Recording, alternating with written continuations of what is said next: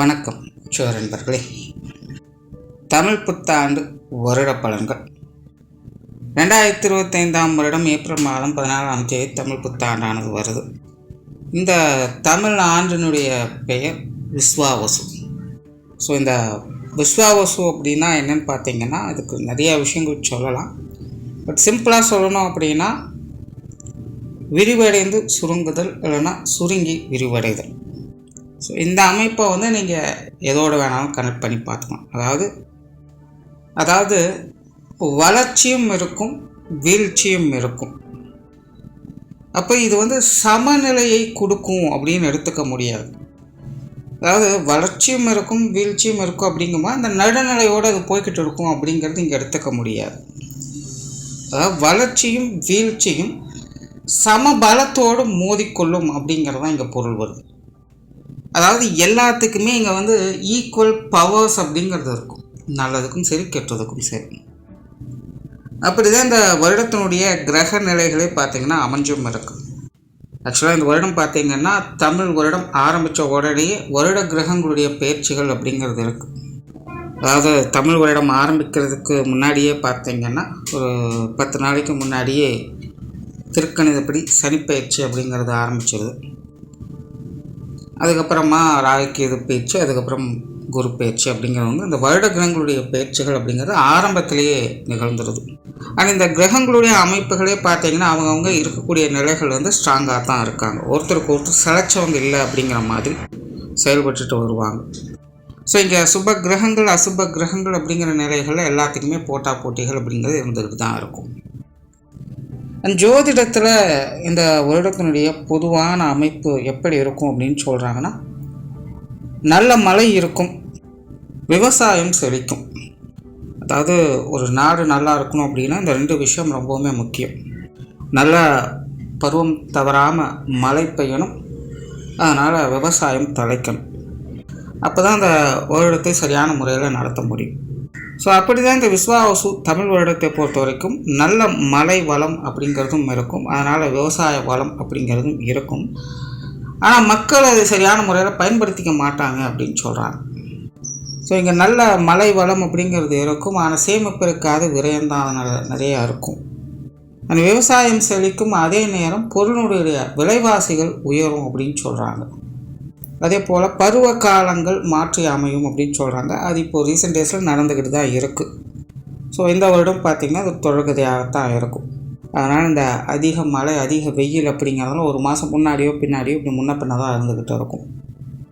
ஆனால் இந்த இயற்கை பேரழிவுகள் அப்படிங்கிறதெல்லாம் பெரிய அளவில் இருக்காது. வருடம் ஏதாவது ஒரு பக்கம் ஏதாவது டிசாஸ்டர் அப்படின்னு இருந்துக்கிட்டு தான் இருக்கும். ஆனால் அதனுடைய பாதிப்புகள் அப்படிங்கிறத இங்கே நம்ம கவனிக்கணும். அந்த வகையில் இந்த வருடத்தினோட அமைப்பு சின்ன சின்ன டிசாஸ்டர்ஸ் அப்படிங்கிறது இருக்கும், பட் அது பெரிய அளவில் பாதிப்புகளை கொடுக்காது அப்படிங்கிறது தான். அதாவது இயற்கை அழிவுகள் அப்படிங்கிறது இருக்கிறது இல்லை, ஆனால் ஹியூமன் எரர்ஸ் அப்படிங்கிறது நடக்கும்னு சொல்கிறாங்க. அதாவது விபரீத விளையாட்டு அப்படின்னு சிம்பிளாக சொல்கிறாங்க. நான் ஆல்ரெடி பார்த்திங்கன்னா இது உலக நடப்புகளும் பொதுவான வகைகள் அப்படி தான் இருக்குது. போர் சூழல்கள் அப்படிங்கிறது இந்த வருடமெல்லாம் இருக்காது அப்படின்னு இதை பற்றி ஏற்கனவே வீடியோவில் சொல்லியிருக்கேன். ஆனால் இந்த வருடத்தினோட அமைப்பும் அப்படி தான். அந்த போர் நிலைகள் அப்படிங்கிறதெல்லாம் பெருசான பாதிப்புகள் இருக்காது. அப்பப்போ அவங்களுடைய ஈகோவுக்காக ஏதாவது சின்ன சின்ன சூழ்நிலைகளை கொண்டு வருவாங்க இல்லாமல் இந்த 3ஆம் உலகப்போ 4ஆம் உலகப்போ அந்த மாதிரி நிலைகள்லாம் எனக்கு பெருசாலாம் இருக்காது. அதற்கான வாய்ப்புகள் அப்படிங்கிறலாம் ரொம்பவும் கம்மி தான். இதை போன 2025 வருட பலன்களே சொல்லியிருக்கேன். ஆனால் மக்களுடைய இடமாற்றங்கள் இருக்கும் அப்படின்னு சொல்கிறாங்க. அதாவது தனித்தில் ஒரு கூட்டமாக ஒரு இடத்தை விட்டு இன்னொரு இடத்துக்கு நகர்ந்து போகிற மாதிரியான சூழல் ஏற்படும் அப்படின்னு சொல்கிறாங்க. அதே போல் அதிர்ஷ்டத்தால் முன்னேறியவங்க நிறைய பேர் இருப்பாங்க அப்படின்னு சொல்கிறாங்க. ஸோ இந்த வருடம் பார்த்திங்கன்னா அவங்களோட ஜாதக ரீதியாக யாருக்கெல்லாம் யோகா அமைப்புகள் அப்படிங்கிறது இருக்கோ அதெல்லாம் பார்த்திங்கன்னா செயல்பட ஆரம்பிக்கும். அதாவது பொதுவாக ஜோதிடத்தில் காலம் நேரம் கூடி வந்தால் எல்லாம் தானாக நடக்கும் அப்படின்னு சொல்லுவாங்க. ஸோ அப்படி இது யோகத்துக்கான அதிர்ஷ்டத்துக்கான ஒரு காலம் சொல்லலாம். ஸோ உங்களுடைய ஜாதகத்திலும் யோக அமைப்புகள் அந்த அதிர்ஷ்ட அமைப்புகள் இருந்தது அப்படின்னா இந்த வருடம் அது செயல்படுவதை பார்க்க முடியும். ஸோ நிறைய பேர் பார்த்திங்கன்னா அதிர்ஷ்டத்தால் உயர்ந்த நிலையை பெறக்கூடிய அமைப்பு இருக்கும் அப்படின்னு சொல்கிறாங்க.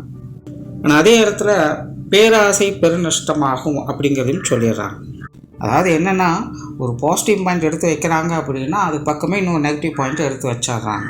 ஸோ அதுதான் எல்லா கிரகங்களும் ஒட்டுமொத்த ஒளிமையோடு செயல்படுறது அப்படிங்கிறத குறிக்குது. ஸோ இப்படி இந்த வருஷாதி பலன்கள் அப்படிங்கிறது பொதுவான வகையில் நிறைய சொல்லிக்கிட்டே இருக்காங்க. பட் எல்லா பக்கமும் ஒரு பாசிட்டிவ் இருந்ததுன்னா இன்னொரு பக்கம் நெகட்டிவ் அப்படிங்கிறது கண்டிப்பாக இருக்கும் அப்படிங்கிறத மென்ஷன் பண்ணிகிட்டே வராங்க. ஸோ இந்த அமைப்பானது ஒவ்வொரு ராசிகளுக்குமே ஒவ்வொரு விதமான சாதக பாதகமான அமைப்புகளை கொடுக்குது. அப்படி உங்களுடைய ராசிக்கு இந்த விஸ்வாவசு தமிழ் வருடம் எப்படி இருக்கும் அப்படிங்கிறத பற்றி தான் பார்க்க போகிறோம். கன்னிராசி. கன்னிராசிக்கு இந்த விஸ்வாவசு தமிழ் வருடமானது ஒரு கலவையான வருடமாகவே அமையும்.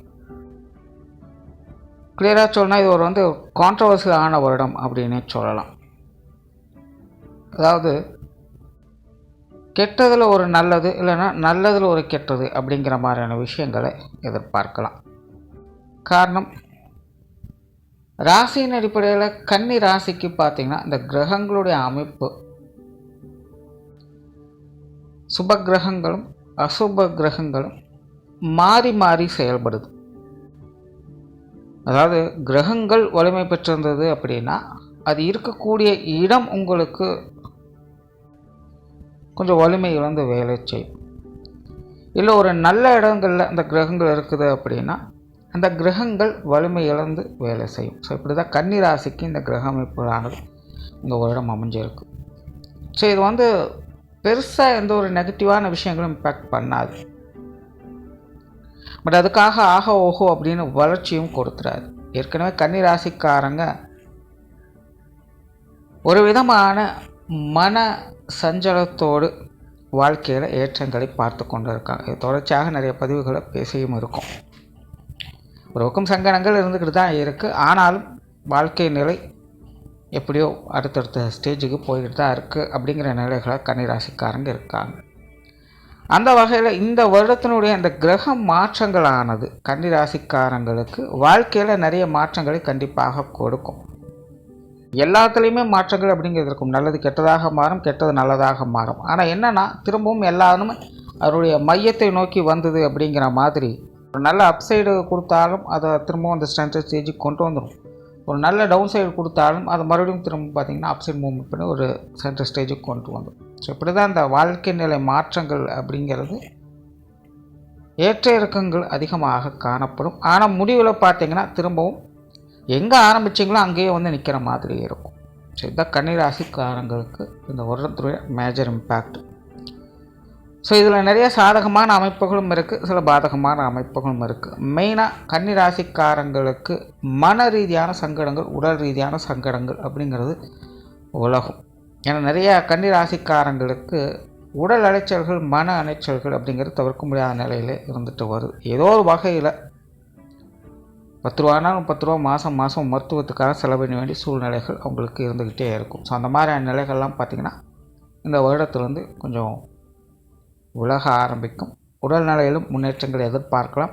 மன ரீதியான அந்த சஞ்சலங்கள், கவலைகள், குழப்பங்கள் போன்ற விஷயங்களும் வெளிவர ஆரம்பிக்கலாம். ஆன்மீக ரீதியான விஷயங்களில் ஈடுபாடுகள் அதிகரிக்கும். நிறைய தான தர்ம புண்ணிய காரியங்களில் ஈடுபட்டு வருவீங்க. உங்களால் முடிந்த உதவிகளை மற்றவங்களுக்கு செய்து வருவீங்க. இன்னும் சொல்லப்போனால் மறைமுகமான உதவிகள் அப்படிங்கிறது மற்றவங்களுக்கு போய் சேரும். உங்களுடைய காரியங்கள் வகையில் உங்களுக்கு தெரிந்தோ தெரியாமலோ மற்றவங்களுக்கு சில உபாயங்கள் அப்படிங்கிறது ஏற்படும். அதனால் உங்களுக்கு சில சாதகமான அமைப்புகள் அப்படிங்கிறது இருக்கும். ஸோ பொதுவாகவே நிறைய புண்ணிய காரியங்கள், தான தர்ம காரியங்களில் ஈடுபட்டுட்டு வருவீங்க. பொருளாதாரம் சார்ந்த விஷயங்களில் ஏற்ற இறக்கங்கள் என்பது அதிகமாகவே இருக்கும். ஒரு பக்கம் உங்களுக்கு பொருள் ஆதாயம் அப்படிங்கிறது நல்லபடியாகவும் இருக்கும். அதே நேரம் அதற்கேற்ற அளவுக்கு விரயங்களும் இருந்து கொண்டே இருக்கும். குறிப்பாக இந்த காசு வர சமாச்சாரங்க, திடீர் அதிர்ஷ்ட யோக வாய்ப்புகள் அப்படிங்கிற மாதிரி லம்போ ஒரு அமௌண்ட் கைக்கு வர மாதிரியான சூழல்கள் அப்பப்போ வந்துட்டு போகலாம். ஆனால் அப்படி கிடைத்ததை முடிஞ்ச அளவுக்கு தக்க வச்சுக்கோங்க, பாதுகாப்பாக வச்சுக்கோங்க, கேர்லெஸ்ஸாக விட்டுடாதீங்க. ஏன்னா இந்த பொருளாதார விஷயங்களில் கிடைக்கக்கூடிய யோகங்களானது எப்படி வந்ததோ திரும்ப அப்படியே போகக்கூடிய நிலைகள் இருக்குது. ஆரம்பத்தில் ஏதாவது சொன்னேன், எங்கே சுற்றினாலும் திரும்பவும் அதனுடைய சென்ட்ரு பாயிண்ட்டுக்கே வரக்கூடிய நிலை தான். அப்படி இந்த பொருளாதார அமைப்புகள் உங்களுக்கு திடீர்னு வரக்கூடிய அந்த பண அமைப்புகள், பொருள் ரீதியான மாற்றங்கள், இதெல்லாமே பார்த்திங்கன்னா உங்களுக்கு சாதகமான அமைப்புகள் கிடைக்கும்போது காற்றுள்ள போதே துற்றுக்குள் அப்படிங்கிற மாதிரி கொஞ்சம் சுதாரித்து அதை பாதுகாத்து வச்சுக்கிறது நல்லது. கேர்லெஸ்ஸாக விட்டுட்டீங்க, சரி அப்புறம் பார்த்துக்கலாம் அப்படின்னு விட்டுட்டீங்க அப்படின்னா எப்படி வந்ததும் தெரியாது, எப்படி போச்சு அப்படின்னு தெரியாது அப்படிங்கிற சூழ்நிலை தான் இருக்கும். இந்த காசு மட சமாச்சாரங்களில் நிறைய ஏற்ற இறக்கங்கள் அப்படிங்கிறது பார்க்க முடியும். அதே போல் இந்த கடன் சார்ந்த விஷயங்களை நிறைய பேர்த்த வாலண்டியராகவே தள்ளும். ஏதோ ஒரு காரணங்களுக்காக விஷயங்களுக்காக கடன் வாங்க வேண்டிய சூழ்நிலைகள் இருக்கும், கடன் கொடுக்க வேண்டிய சூழ்நிலைகள் அப்படிங்கிறது இருக்கும். ஒன்றுமே இல்லாத சூழ்நிலைகள் கூட நீங்கள் யாரோ ஒருத்தருக்கு ஒரு சின்ன உதவி செய்ய வேண்டிய ஒரு கட்டாயம் அப்படிங்கிறது ஏற்படலாம். உங்களோட 10 ரூபாய் இன்னொருத்தவங்களுக்கு போக வேண்டிய சூழ்நிலைகள் இருக்கும். அவங்களோட நிலைகளுக்கு இருப்ப இந்த கடன் சார்ந்த விஷயங்கள் கொடுக்கறது வாங்குறது அப்படிங்கிறது கட்டாயமான நிலைகள் ஏற்படலாம். பட் இந்த கடன் சார்ந்த விஷயங்கள் அகலக்கால் வைக்காதீங்க. கொடுப்பதாலும் சரி வாங்கலாம் சரி, அளவுக்கு மீறி இந்த விஷயங்களில் ஈடுபடாதீங்க. அது உங்களுக்கு தேவையில்லாத தொந்தரவுகளை பிற்காலத்தில் கொடுக்க ஆரம்பிச்சிடும். ஸோ இப்போதைய நிலையில் அது சமாளிச்சுக்க முடியும். இந்த வருடம் பெருசாக அது இம்பேக்ட் கொடுக்காது. ஆனால் இடைப்பட்ட காலத்துலேருந்து பார்த்திங்கன்னா உங்களுக்கு அந்த பொருளாதார நிலைகள் சில சங்கடங்களை அது ஏற்படுத்திடும். அந்த கடன் சார்ந்த விஷயங்களை கொஞ்சம் கவனமாக இருந்து வர்றது நல்லது. கெரியர் பேஸ்டான விஷயங்களில் சில சாதகமான அமைப்புகளை எதிர்பார்க்கலாம். குறிப்பாக இந்த காலகட்டங்களில் கன்னி ராசிக்காரங்களுக்கு தொழில் வேலை உத்தியோகமாக சில மாற்றங்கள் அப்படிங்கிறது இருக்கும். அதாவது அந்த பரஸ்பர நிலை அப்படின்னு சொல்லுவாங்க, ஒன்றை கொடுத்து ஒன்றை பெறுவது.